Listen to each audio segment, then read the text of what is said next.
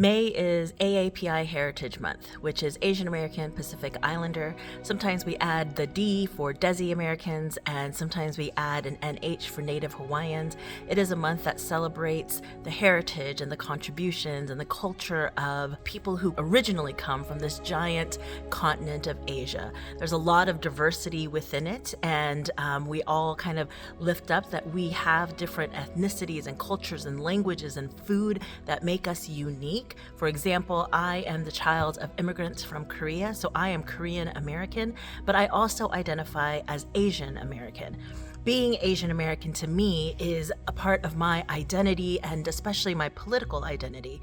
That term didn't exist until the 1960s when activists and leaders decided that it was far better to work together as a bigger group so that we could amplify the voices of people rather than just advocating for one ethnicity or one culture group.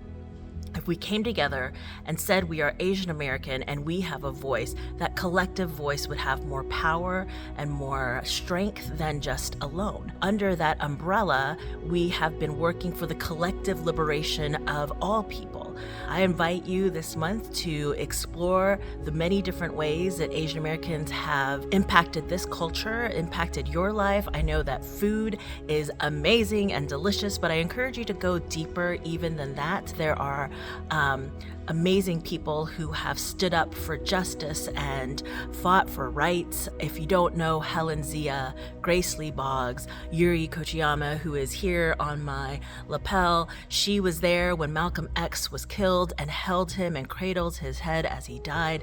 She was a partner with the Black Panther movement.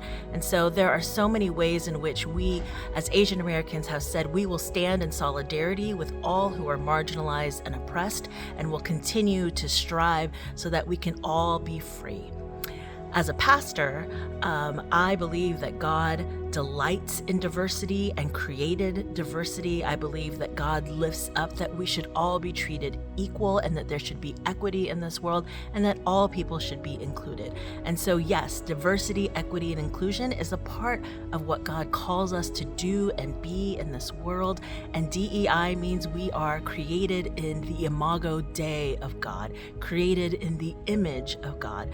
And so let us continue to work together so that all might be free and that all might be able to thrive in this world.